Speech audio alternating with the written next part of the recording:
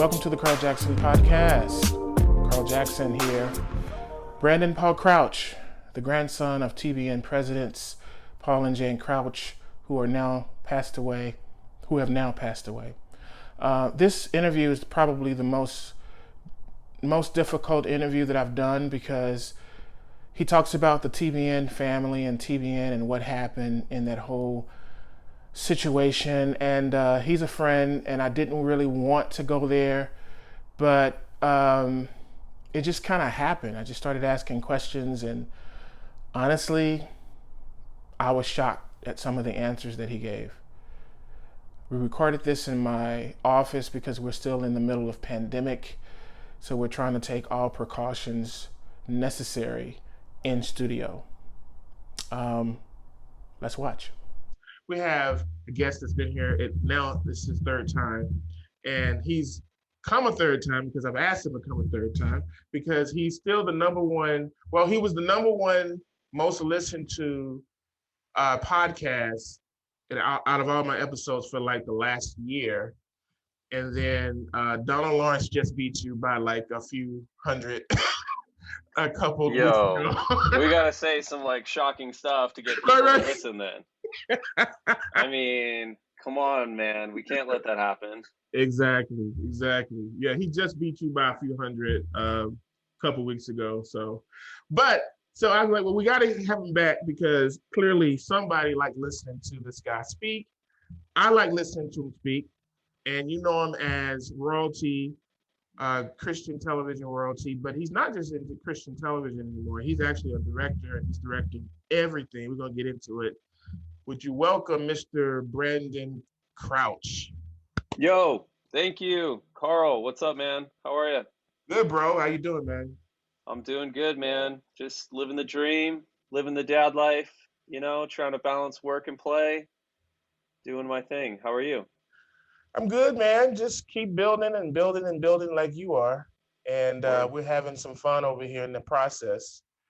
Good. I wanted to talk to you today. I have a couple little things I want to get into with you. First, I wanted to kind of get into two times you've been here, your dad was here the second time. You were here the first time, but we never did this segment called Top 5. So I want to do that with you on this one because the Top 5 is where we ask you your favorite foods, your favorite movies, all those type of things. So we'll get into that later. But okay. I want to start with what you've been getting into now. Notice you're doing a lot of music videos and directing. Are you liking directing more than you're liking being in front of the camera, or is it just kind of whatever is paying the bills and making you all the most money? It seems like directing's making you the most money. Yeah.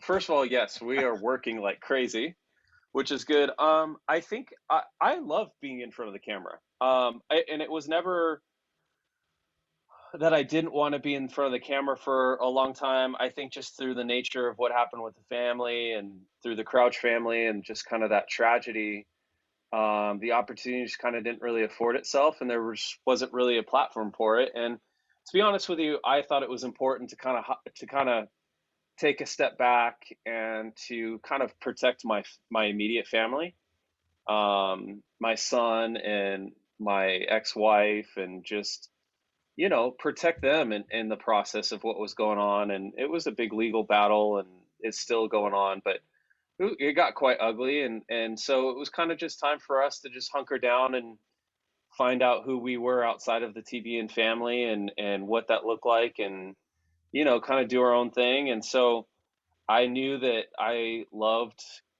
production. I knew production, and the better I got at production, the better I was behind the camera, the better I was in front of the camera.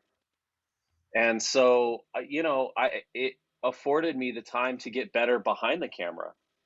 And, whether that was working with friends on music videos or directing church services or now directing every single event at the Greek Theater, we just dove into production full time. And to be honest with you, I kind of followed my dad's lead a little bit on it because production was that was always his thing.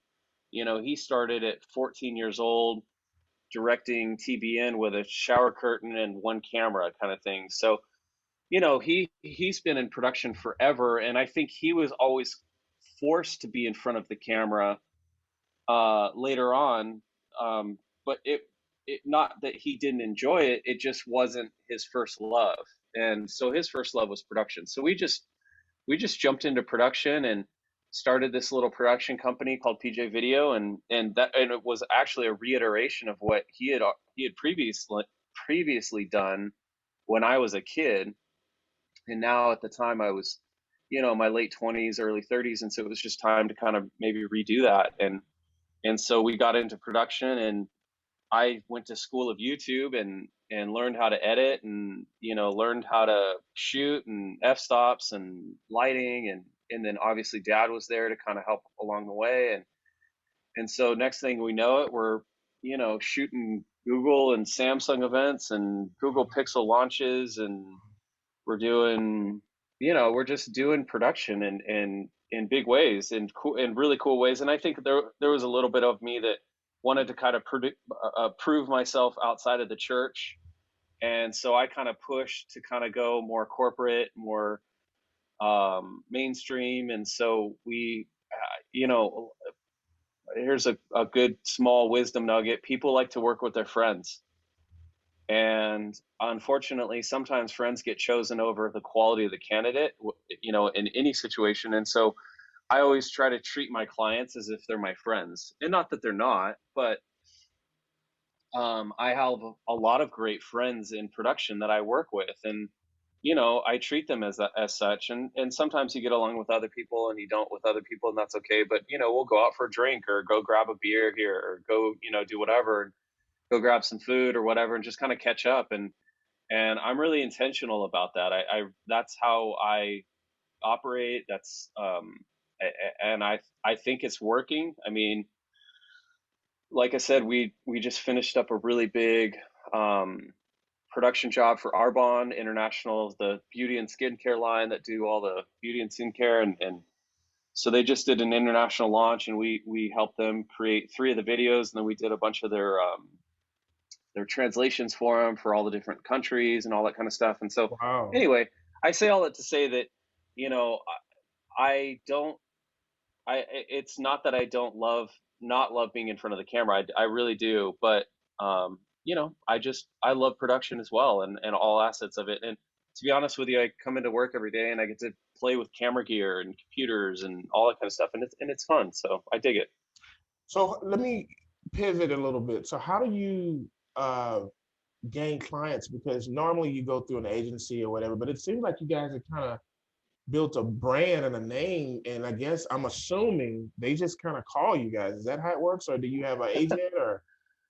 Yeah, kind of. I mean, there's lots of different ways to go about it. I I know directors that have agents, and that's a Right. great route. And usually those guys are going after big fish. They're going after the big contracts. They're going after the advertising agency contracts, or they're going after Kimmel or Fallon, or they want to get on stuff like that. And that's great. I'm all for that. In fact, I at some point in my career will pursue an agent and kind of go down that whole path, and get into the union. And that's where it kind of gets a Muddy. little sticky, and yeah, a little muddy, is when you Muddy. start getting into unions and all that kind of Yeah. stuff, and what Jesus. you can and can't be on, and all that kind Right. of stuff. But for the most part, the stuff that we've gotten so far is just word of mouth, or you work you work with this person, you work with that person, or whatever. But my philosophy is to always be working. Right. And the reality is when you're working, even if you take a lesser pay for the day or whatever, you're on set with this person who knows that person, who likes your grip truck, or likes the way you direct, or likes the way you do the camera, or whatever. And if you just come at it with a servant's heart, and you're just there to serve and do your best, and just have a great attitude on set, 99 times out of 10, you're going to get on another set, or into another circle of influence, or Right. whatever it is. And that's kind of been the case with us, is we may not get what our asking rate is for this one gig, but I mean, dude, something's better than nothing. And Right. so I'll go Right. out, and most likely meet this person who did, for example, I got on a Janae Aiko's music video a Yes, I month saw ago, that. I saw that. and that was all through, just this buddy knew this buddy, and Janae needed me to come out and do some lighting for a music video that she was doing, and it wasn't like some agency hit me up. It wasn't some formal thing. It was her DP, hit me up and said, "Hey, we need a guy. Can you come out and light?" And I was like, "Yeah, all day. Let's do it." And that was it. You And guys are turning into friends too, haven't you? You and her? yeah, so this DP of mine, his name's Brandon Parker. He's one of my best friends. He's working like crazy. I'm working like crazy, and it just seems like, you know, our worlds just collide every once in a while on obviously big shoots. He does a lot of EDM work, so we've worked with guys. I don't if you know EDM, Yeah, Jaws, and we've yeah, of worked course. with Skrillex. We've worked Yeah. with Steve Aoki. We've worked with just a bunch of those guys, and they're not hiring these like union directors. They're scrapping along too. You know what I mean? They're trying to they're trying to make a dollar out of 15 cents. You know what I Yep. mean? A Like dime and a nickel.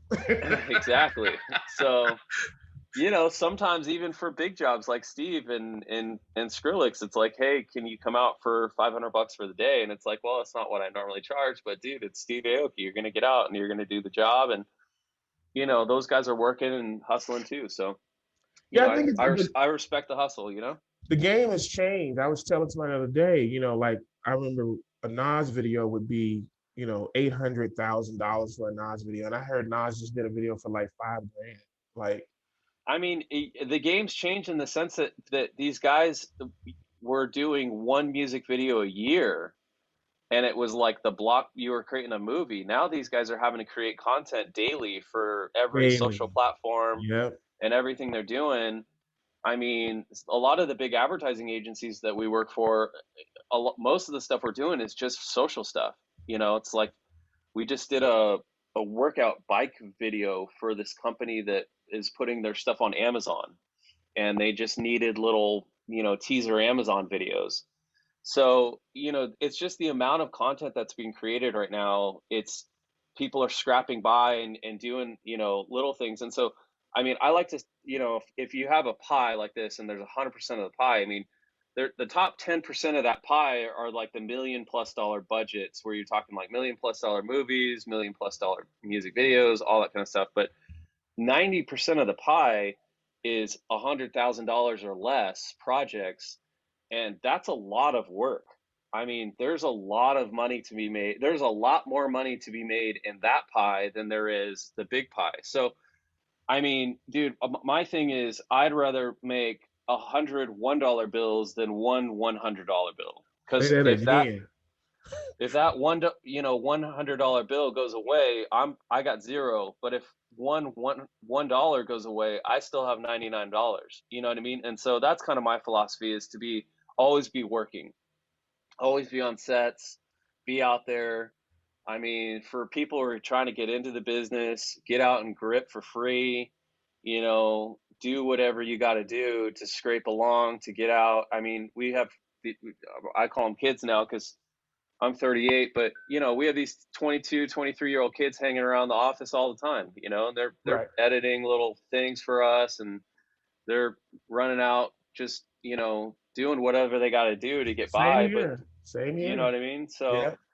it just never stops. But I'm grateful for it, man. It's a fun industry. It's a fun business to be in, and God's good, and I'm stoked. So he keeps the phone keeps ringing, the texts keep coming, the emails keep coming, and I'm grateful for it.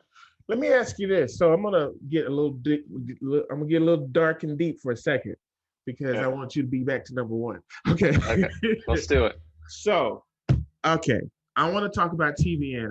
I've always scared at this subject because of my respect for you and your father. So I don't like to put people on the spot and all this. But I am curious, so I'm gonna bring it up because I've Yeah. read so much stuff about your sister. I'm assuming that's your sister. Yep. And about your dad and the whole thing, and how Matt Crouch got TBN and how that was a little shady. At least that's what I'm reading. I don't know if it's true. So this is the speculatory right now. But I want to ask you, so it's a kind of a two-part question. So how do you see him as an uncle, Uncle Matt Crouch? But then how do you see him, how do you see the whole TBN dynasty that technically belongs to, I would assume, both Matt and Paul Jr.? So, like, what's your perspective on that? And how do you, just honestly, how do you see him? Because my take on it is, being in the secular world, I've noticed that it seems like there's more, there's honor among thieves, kind of Sopranos type thing. And but in the church, there seems to be some. I'm hearing more and more stories that are conflicting with what people say that they believe. So, what's your take on it? If you don't mind getting into that, your perspective of it, I would like to hear it. Okay. First of all, I want to just say thank you to you for the honor and respect of, kind of the way you delivered the question. I thank you for building the friendship before getting into the dirt. And I think that a lot of people are asking the same question that you're asking. And I haven't publicly talked about this stuff since it all kind of, we were in the real thick of it. So I will give you my perspective on it. And my perspective of it was the fact that when the shift from my dad being in charge, or not in charge, my dad was underneath my grandparents and being groomed, I guess, to I guess, steward the ship. My uncle was running a production company in Hollywood at the time, and he was making movies like Megiddo and some of the other movies and stuff like that. And my dad was kind of the day-to-day operations of the network. My older sister, I have two sisters that are younger than me. My older sister Brittany, she's 36 now, and my younger sister Kara, she's 28. And my older sister is the smartest person that I know. MBAs, and she's just smart, determined, and has a fiery tenacity about her. She was running the finances of the company, and she was married at the time to a guy that I don't know.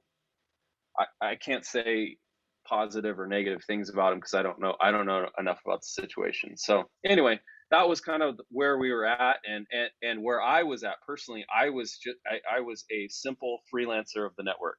I would get paid like $500 to go host a couple of shows for the day. So I wasn't on staff. I wasn't a part of the day to day. I was really had very little involvement in TBN besides the fact that it was my family and it was my grandparents. I love them. I love their vision. I loved the idea of creating great content for Christians. And, I didn't know what my role was going to be in the future.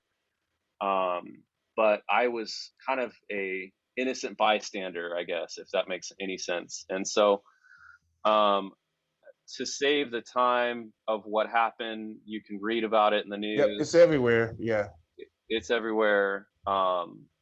Various things were said, and people were accused of this and that, and it just got ugly real quick. And so, I just, out of kind of, I'm trying to choose my words correctly. I respect that. Take your time. Don't feel stressed or pressured by me. Yeah, I want your words. I guess out of kind of the nature of the situation and not really having a whole lot of involvement in it, because it didn't really involve me. It was mainly around my sister and my dad. Right. I tried to do what I could do to kind of support them. Right. but there really wasn't a lot that I could do. And it was more just, all right, well, I need to kind of change, focus and vision, and we're going to move in this direction. And so at the time, I was finishing college and getting my pastoral degree from and theology degree from Liberty University. So I Jerry figured, Falwell, right? yeah, yeah. So I Okay. have a theology and pastoral degree from Liberty, and Nice. always knew I kind of had production in my back pocket as more of a tool or a trade. We just decided to kind of take off. I took my wife and my young son at the time, and we moved up to Santa Monica in hopes to plant a church. Um, Obviously that didn't happen. Various things didn't, just kind of fell through, and we just kind of disappeared really from the family, and so that's kind of what we did. And over time, my dad and I kind of linked back up, and we started working together, and then obviously started PJ Video back up. But your question was, how do I view my uncle? Yeah, how do you view Uncle Matt Crouch? That's your I uncle still. He's your blood. How do you see him, honestly? I'll tell um you how I see him. I will tell you off the record how I Okay. personally feel. I will Okay. not tell you how I feel publicly. Okay. But I I do not favorably view him, Right. is my easy, correct, politically correct answer. But Right. I'm not going to get into the details on it publicly. Okay. So let me ask you this then. How do you feel about um let me ask you this. How do you feel watching your father not necessarily rebuild, but because he's not rebuilding, he's always been in production. But how do you see him as a father who basically was able to digest what happened and pretty much walk away and go, okay, fine, you do what you do, and I'm going to do what I do. What lessons did you learn in watching him basically, walk away from that with really dignity, honestly? Yeah, I mean, what you guys saw publicly is not what we saw internally. Right, right, So there was some good things that I took away from it, but honestly, there were some negative things that I took away from it. right, I think one of them, I think my sisters would agree, and myself, I think that we would have loved to see my dad fight right, and put up a stand and come out and say, hey, this isn't right.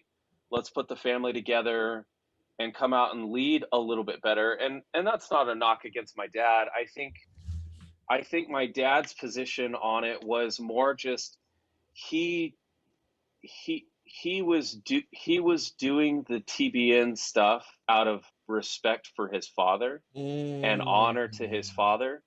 But mm, I don't personally think that that was his like life's goal. You know what I mean? right, And so right, to for him to walk away was kind of like, it was a bummer, but I don't think that he was necessarily called by God or invested into it emotionally or physically where it was enough of a cause to fight for. And I think he was trying to protect his mom and dad by not coming out with all of this stuff and stirring the pot, I guess, right, and throwing more dirt around. right, I think he thought that he was helping by trying to calm the situation down, not let things get public, not go after so and so and hit the newspapers and hire the lawyers and do all that stuff. And unfortunately, when you get involved in stuff in a situation like that, it's not like you can just take them out to the backyard and beat the crap out of them. You know what I mean? Like you wish you could sometimes, but you get lawyers involved, and it becomes, well, he can't talk to her because his lawyer said this and that, and it just becomes this mess of red tape and legal just mumbo jumbo that I wasn't involved in, thank God. But I don't think he wanted to just go there, right, and right. I don't blame him, to be honest with you. I really Right. don't, because the whole legal system in a situation like that is so ugly, man. It is. I've seen the worst of the worst, and it's just beyond. And it's heartbreaking and wrenching, and it leaves you up at night. It's stressful, and there's millions and millions of dollars of donor money being paid to these lawyers Attorneys, right. to to what, I don't know. I just didn't see the point, but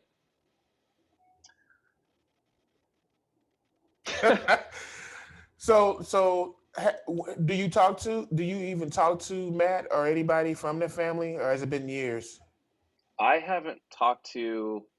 Well, first of all, I didn't talk to my grandfather for 2 years before he died. I had a young son before then, before he passed away, that I would have loved for him to meet. Why was I that? wasn't. Legal lawyers. I Oh, wasn't able, wow. or I wasn't able, and tried to talk to my grandmother, who I was incredibly close to, and also had my son before she passed away, and she was never able to meet my son as Oh, well for wow. 5 years before she passed. So to say the estrangement was estranged, it was very estranged, and have really no desire to talk to or see my uncle really ever. So That's really sad that because I know Jan she deeply loved you. I remember that when you were a kid, how much I used to watch you guys, and she used to talk about you all the time, like you were her pride and joy. So it's really sad when you think about how money and legal and all that crap can really break a family up. It's crazy. It's we've read about these stories for centuries. yeah. Kingdoms have fallen, and you know what I mean. Well, Cleopatra. there's We nothing new under the sun, Nothing new. and any and all of the biblical stories that you read are identical situations and stories to what's happening today. And it is sad. It was hard. It was very it was heartbreaking. And I I'd be lying if I said that had I've worked through it, but uh, even to this day, it still hurts. So Did it take a toll on your marriage, and did that help or help? a hundred Right, percent. right, I mean, right. my wife and I walked off a plane to lawyers at my house asking us to move out because we were living in a TBN home. So we got off a plane from our honeymoon to no house, no job, nothing, and so that definitely took a toll on our marriage for sure. On top of my issues, her issue, all of that. But of course, I mean that was definitely a contributing factor for sure. Um, yeah, At it was 38 years heartbreaking. old, what have you taken from life today? I was glad to hear you say, I go out with friends, I drink a beer. I'm glad to hear you say that. That made me feel really good because it lets me know that there's some growth that's happened in terms of life for you. But what lessons have you learned now that you're 38? What have you learned in the broad scheme of the whole canvas of life? Um, I mean, these are all biblical principles, but one, the main thing I cling to the scriptures. I just went in and just cling to the scriptures. But I think the biggest practical day to day wisdom nugget is just to be grateful for the small things. Yes. You know, a lot of Yes. people go through life and are so laser focused on this, or have super high anxiety or whatever. And I think if we can get to a place to have a heart of gratitude for just what we have, our lives would be so much simpler and easier. Yes. And so for me, that's the biggest takeaway. It's just I wake up, I'm thankful that my son's healthy. I'm thankful I got food to eat. I'm thankful that I'm doing what I'm doing, and dude, life could be so much worse. And I think that perspective just came from the ability to travel. I've been to Haiti. I've been to Uganda. I've been to some of the worst places on the planet, and it's eye-opening. So I would recommend anybody listening, like, if you can get out and do a missions trip or go travel or do whatever, go help, whatever cause you want to help, get out and do it, because it's you're helping people, but you're really just opening your perspective on life. And so for me, I'm just grateful for the small things, grateful for all the stuff that we have. And so that's been my biggest, I always, that's a mission of mine, is to always have a heart of gratitude. Would you ever get married again? I would, yeah. I'd love to have kids. I have one. Right. I, I mean, I'm not like, if it happens, great. If we have more kids, great. If I don't, and we marry some little single mom that doesn't want to have kids, bro, I'm down for whatever. I'm pretty easygoing at this point. I just want someone to hang out with, a friend, someone that we can go out and do fun stuff together, go travel together, that kind of stuff. So yeah, I'd love to get married again. Do you ever have time though, since you work so much? Right? I see all these TikTok videos. It's like single dads are the best, Right. people to date, because they give you their everything, but they don't have a lot of time, but they give you their everything. But man, I have some time, but my kid is my dude. My kid's my everything. So he takes first priority. But I think that's a great quality. I mean, I think a lot of women look for that in a man who is going to make his kid first priority. So, I got my kid, he takes up a lot of time, and I got my company, and that takes up a lot of time. And hey, if you're gonna date me, you gotta, that's what comes with it, so, but when we're together, it's gonna be great.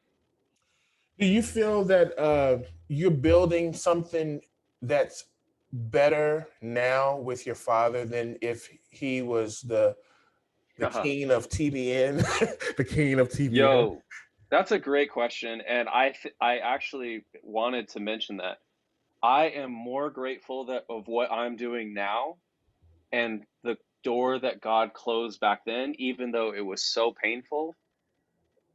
Today is so much better with that door closed than it would have been with that door open. And a couple of things on that, just to say, content distribution is dead, and TBN for its entirety was a middleman from churches to the world. And right now, every church in America has their own platform and their own streaming service and their own this and their own that.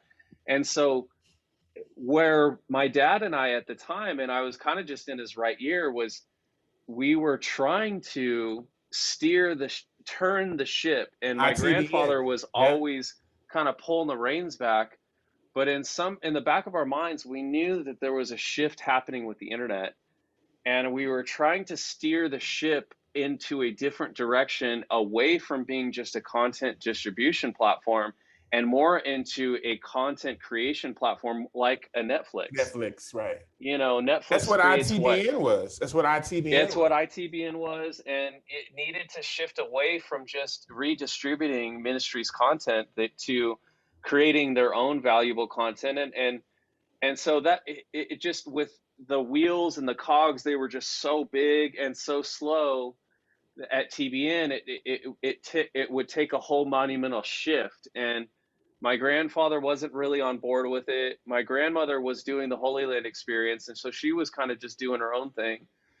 And we were really trying to shift that, because we knew at some point that, and so to not have to be a part of that, just what thousands of employees and just all the overhead and all the stuff, that's stressful, man. That's, as a leader, that's stressful. And I think my dad and I, especially my dad, are so much more happy doing what we're doing now. We have so little overhead. We can pivot quick, we can move quick, we can stop this, we can do that, we can do all of these different things that we want to do, and not have to like get the rest of the ship on board. You know what I mean? And so Dude, I'm so thankful for what I do now versus what could have, should have been, in the TBN world years ago. So, I'm never gonna completely close I will never, until I die, completely close the TBN door that there will be reconciliation. It would take a gnarly miracle from God to make that happen. God would have to part the Red Seas and all of the everything to make any type of reconciliation happen at TBN. And he can do it because God can, and I believe he can. But if that doesn't happen, I'm not going to live my life in regret.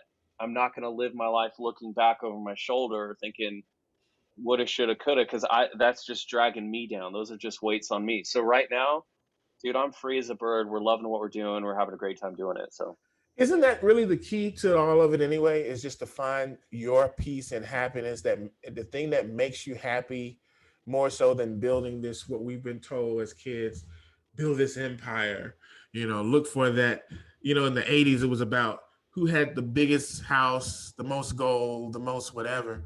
But really, yeah, it's really about just finding that peace, isn't it? And finding the thing that just makes you content.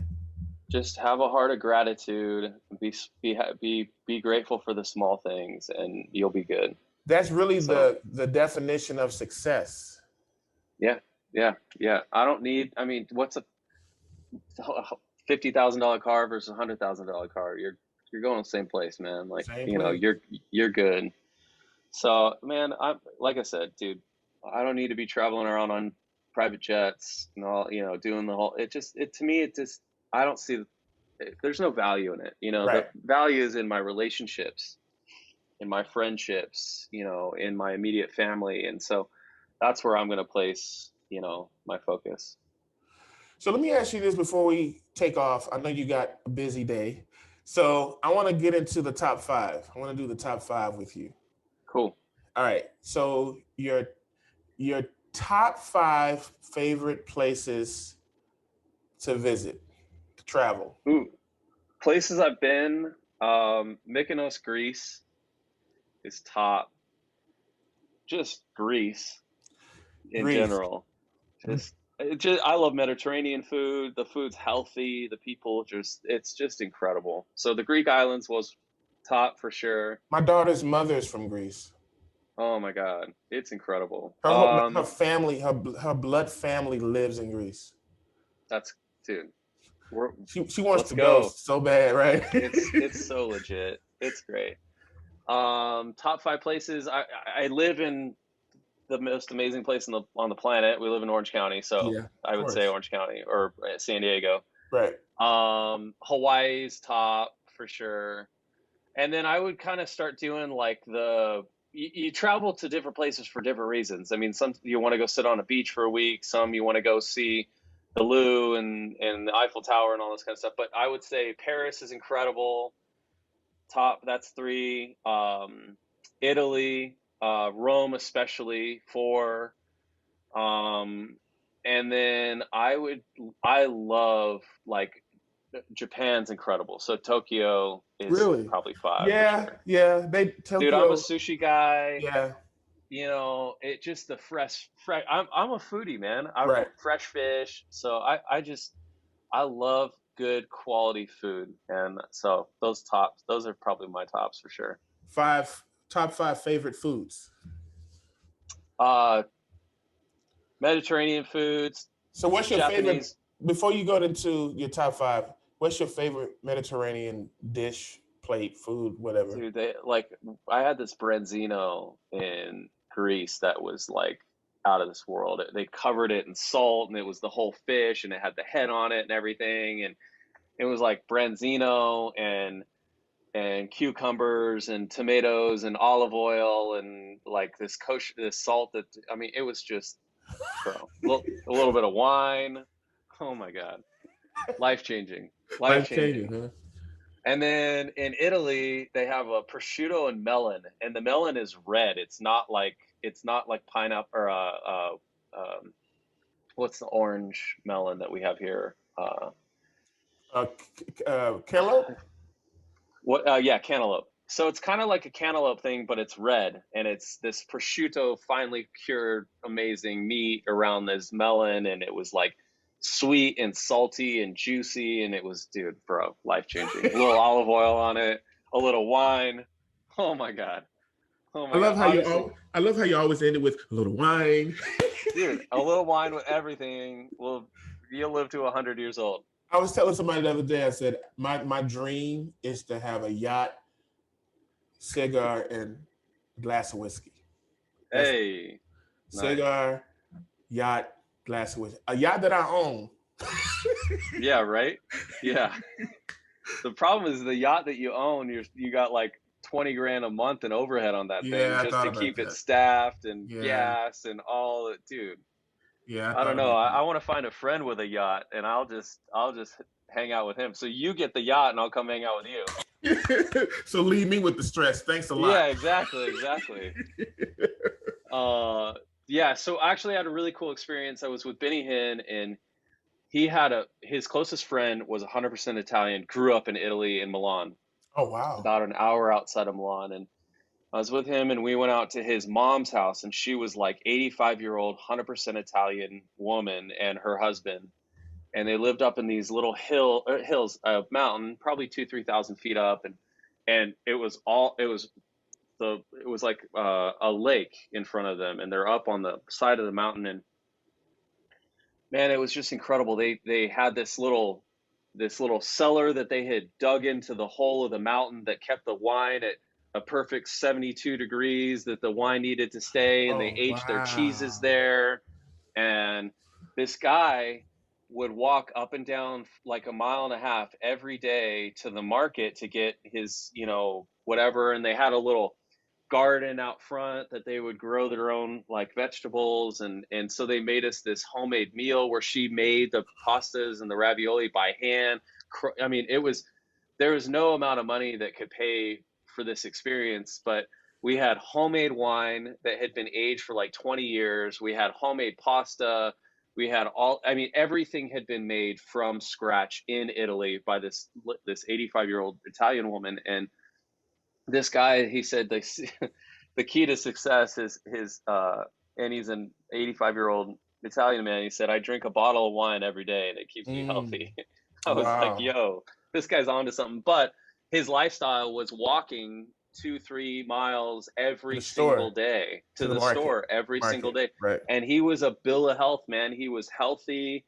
I mean, he looked great for 85 years old, and but man, loved his wine. He drank his wine like crazy. So So he would walk. I don't hate it. So he would walk every day to the market. Every day of the market, it's a 3 mile trip, round trip. But he'd get his stuff, and they'd make their own food that didn't have all the pesticides and all the stuff that our food has here in America. And it was as pure and raw a food that you could get, and these people were living healthy. And I mean, health is wealth, man. I think that if we haven't learned by now, we need to watch what we eat. Our food needs to be good. We need to be eating the right food, without all the crap in it. And I think that the key to fitness, if anybody's asking, is, just get a sweat in every day, whatever it is that you do. If Right. you walk, if you run, if you just sweat one time, Right. get your heart rate up once, and dude, you'll be good. Yeah. There was I went to Colombia uh, a while back, and I had burgers every day, and I lost weight. Hey, That's how healthy the food was there. yeah, right, Burgers. I had burgers every day, and I yeah, lost weight. yeah, I yeah. lost like It's 20 crazy. pounds. It It's was great. crazy. Yeah, the food that you put in your body matters. It matters. It matters. Top five dinner. Sorry. So the first one was Greece. Greece, And then Italy, I would say sushi in Japan. I'm a big like ramen guy, so, or pho, if you like pho. It's yeah, like yeah. a Vietnamese or what is it? Pho is, I don't know. Anyway, pho. Um, dude, I think that's tops for me, dude. There's a spot here in Orange County called Bear Flag. They make some great poke. Oh my God. Fresh Gotta try it. fish. Yo, this place it's legit. So Send me I'd the say those are info. my, Send me the info on that yeah, later. yeah, I'll do it. It's legit. So I'd say that's my top 5 foods for sure. What was you didn't do the fifth one?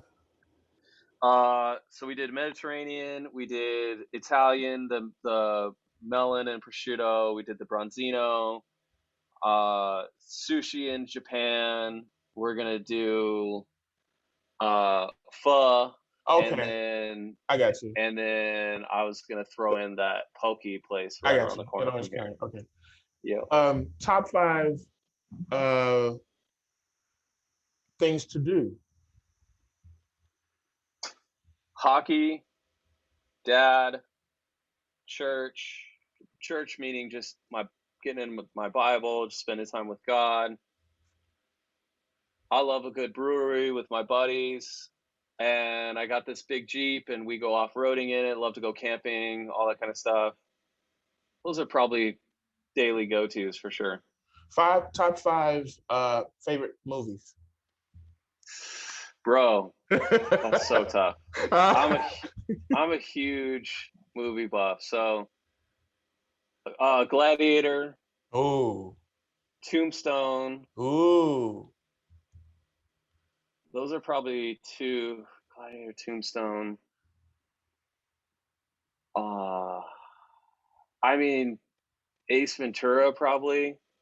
Really? Pet Detective. Okay. Dude, I just thought that that's just such a classic movie. It just kind Jim of Carrey killed that movie. it just He like killed it. it epitomizes that comedy era, and I Right. think that's kind of like the top of those type of Mhm. comedies Right. in that era. Um, 2 more. I'm a huge Marvel comic nerd, Okay. so I'm just gonna say Marvel comic movies. Um, I'll throw this one in there. 50 First Dates That's a good one. Drew with Barrymore. Drew Barrymore, Adam Sandler. Adam. I hate to say this and admit this on publicly, but I will. I cry in movies. I am a Really? crier. I Really? cry. And there's not one time that I've watched 50 First Dates where like the romanticism inside of me Oh, of he wow. making him fall in love with her every single day. Yeah. I just bawl over that. Wow. And So 50. it's a metaphoric film, meaning the things you have to do daily to keep a marriage together or a relationship. Yeah, yeah. There's just so many good, like, 50 First Dates, man. That's a good one for sure. Adam Sandler, shout out to Adam. He's put out Right? some really good comedies. He's He so, doesn't get credit because he's done a lot of bad ones, he's, but he's done some really good work over the. oh, dude. I think I think he obviously started off in SNL and then went on to do some of the most iconic movies of my Iconic. generation, Yes. and then kind of fell off the map for a good like 10, 15 years. But I think he's got another life in him. And I know people who know him and say that he has some good family. His wife loves him. Mm-hmm. He's got a good relationship with his wife. He's a good guy. People love him, and he's got another life in him. And Uncut Gems was the beginning of what people think is going to be another kind of era of Adam Sandler that, so I don't know, we'll see, but yeah, dude, that era of comedy that he and others created was incredible. So Uncut Gems is probably one of my favorite uh, dramatics from Adam of all time. That movie was off the chain, beast it was mode. good, huh? Yeah, it was Beast good. mode. 2 more questions before I let you go. Yep. Last question. I'm sorry, 2 more questions. So the last top 5 would be, what is your top 5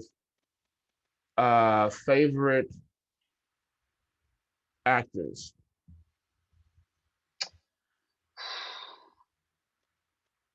I like quirky actors, so I'm gonna go Tom Hardy, number one. Um, what's the name of the actor that played the the Scarecrow in the Batman films? Ooh, yes. I know you're talking Do you know about. what I'm talking about? I Yes. forgot his name. Yeah. Him. Obviously, Christian Bale for sure. Christian Bale killed that. Have you seen that last film he did where he played Dick Cheney? Yes. Woo! Right? I was he's just got Christian range, Bale is man. on some other stuff, man. I know. He's incredible. Man. Two more. I mean, just you're very picky, I could tell. Oh, Joaquin Phoenix, 100%. Joaquin, yes. Joaquin Phoenix, 100%. And then I'm gonna just because it's the best Batman movie of all time is I'm gonna do the actor that passed away. Heath Ledger. Heath Ledger. I'm just gonna throw him in because that was the best Joker I've ever. That was the best performance Joker. I just love those guys that just they're a little bit insane when they get into these roles. I mean, everybody talks about the guy that played Lincoln, Daniel Day-Lewis. Daniel Day-Lewis, that he is a method actor. And to me, there's just something psychologically interesting about studying those guys. So like a Joaquin Phoenix and a Christian Bale and just those, and Tom Hardy's. I just dig that weirdness. I dig that, like, personally, I just think it adds so much to their roles. Even Pirates of the Caribbean guy. Johnny Depp is a beast at it. Johnny Depp. He's the godfather of it. I think he is, and obviously it's kind of torn. It's kind of a sad story because it's torn him up a bit, but just that level that they go to in some of those films. I should name some women actors, but those guys to me are just next level. You know who else who's almost there? He's not quite there yet, but he's almost there. That's Leo DiCaprio. Hey, I was gonna throw out Leo and Brad and some of those guys, but that's just kind of a cliche answer. You know what I mean? Like I wanted to at least dig a little bit deeper and find like Tom Hardy to me is top. Like his Mad Max was incredible. Heath Ledger, you got to say, just because that role in Batman was huge. I think his name's Clive, but he's in he's Peaky Blinders. He's in a bunch of stuff, but he's in a lot of stuff. He's a great actor for sure. Leo is not there yet. I'm gonna just say I don't think he's there yet, but he's almost there, dude. He is almost there, dude. See, I think he is there. I think he's been there for a long time. He's just, in my scheme of it, I mean, dude, Leo's got range, man. He's done obviously the one that he just did where he won the Oscar for it, but then he did like the Jay-Z film, where Jay-Z did the soundtrack to it. Jay-Z and Beyonce. What was the God, man, it was a great movie. Leo? Yeah, Leonardo DiCaprio did dude, it came out like 10 years ago. My mind's going blank. Okay, so 10 years ago, I probably remember. Because 10 years ago, didn't he do Gangs of New York 10 years ago? Dude. Or is that longer? I need to look this up. Yeah, I want to know what the soundtrack was that Jay-Z did and Beyonce. Yo, dude, it was Was it The Beach? The film The Beach? No, so obviously Leo did Inception, which is incredible, but The Great Gatsby. Oh yeah. I forgot about that. He did The Great Gatsby. I forgot about that. He did that. I forgot about early on in his career. Another incredible film is Romeo and Juliet. Yeah, he killed that. He obviously did The Revenant, which is incredible. Once Upon a Time in Hollywood, The Wolf of Wall Street. Bro, Leonardo DiCaprio is like. Wolf of Wall Street was a beast. Dude, that movie. Yeah. Woo-hoo-hoo. But I didn't like Once Upon a Time in LA. In Los Angeles. In Hollywood? I didn't like that movie. And I'm a Quentin fan. Like, I am obsessed with Quentin. I've met him 3 or 4 different times at different parties. Yeah. Talked to him 2 or 3 hours at a time. Yeah. And he's a genius. Matter of fact, he pitched to me Kill Bill before he shot it. No way. I promise to God, I have witnesses of this. He literally pitched to me for 30 minutes. He's standing there. It's just me and him. And he's telling me, I said, so what are you writing next? I'm thinking he's going to give me some short, I don't know you answer. He gives me this 30-minute, because it was a party, it was a private party, but he gives me this 30-minute whole thing, and he shot it exactly how he described it to me. Yeah, wow. That's incredible, man. It's incredible. So I love Quentin. I'm saying that to say I love Quentin, but He's incredible. I did not like Once Upon a Time in Hollywood. All right. I mean, to each is their own.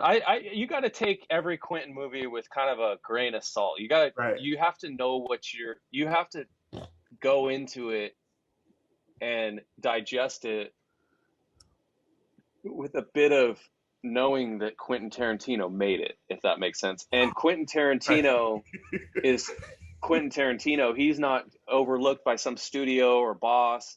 He doesn't care about cutting his films down. Quentin Tarantino loves Quentin Tarantino like Kanye loves Kanye. Right. Meaning that should be a t-shirt. When Quentin Tarantino shoots a scene, he is in love with that scene, and he's not going to cut that scene down the way that it should or would have been under a studio head or an executive. And so you have to know that. And Once Upon a Time in Hollywood is a prime example of him not cutting his own film down for the sake of him loving his art. And if you know that, then you're going to sit through the 45-minute scene that could have been 15 or should have been 15. And so if you love Quentin, you love him for his art, you watch his movies, and some of them are better than others, but Once Upon a Time in Hollywood was one of those ones where you had to just sit down, grit, and just watch it, for what it was, and enjoy it for what it was. And so, because you're saying basically we like Quentin because he loves himself and his kind movies. of Right. Kind of. Yeah, when you watch Pulp Fiction or Jackie, I love Jackie Brown, but when you watch Pulp Fiction and when you watch what's it, Inglourious Bastard? Yeah. You're getting this whole concept that okay, he's just giving us his fantasy of the whole Hitler saga. Yeah. His version of it. Yeah. Oh, and he gave it to us in Once Upon a Time in Hollywood as well. I mean, that was his version of it. Right. His version of those murders. And so, but yeah, I mean, his spin on things, and dude, Django Unchained was really good. Woo!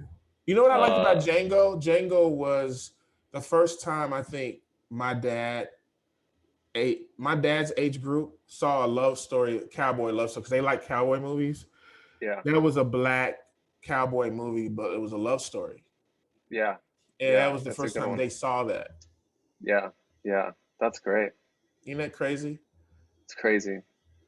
Last question. What have you gotten from your studies as you study the word? I know you still you're not a pastor, but you are a minister, right?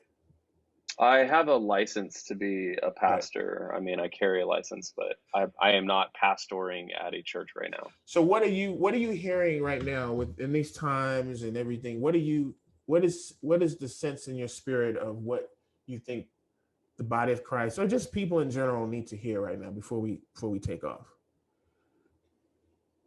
I mean, I think the theme of what we've been talking about is just to, position yourself to have a heart of gratitude. And I think that COVID's done a number on a lot of people, for better or for worse. And, wherever you're at, to be grateful for where you're at and what you have. I think, at least for me, that has been the rock of kind of everything that I do.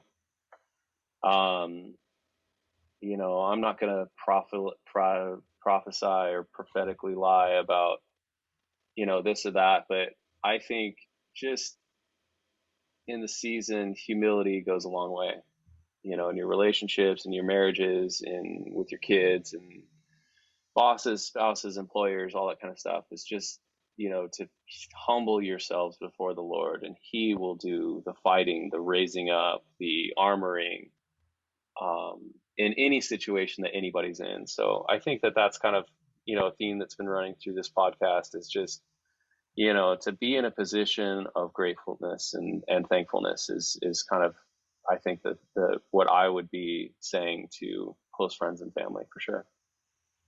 Thank you, brother. I appreciate you doing this podcast a third time. Hopefully you come back 3 or 4 more times in the future. We need to get those ratings up. I hope I talked enough dirt on people to get those ratings up. I hope that all of you learned something from this tonight. I hope, if nothing else, you learned that nothing else matters if you don't know what true success is.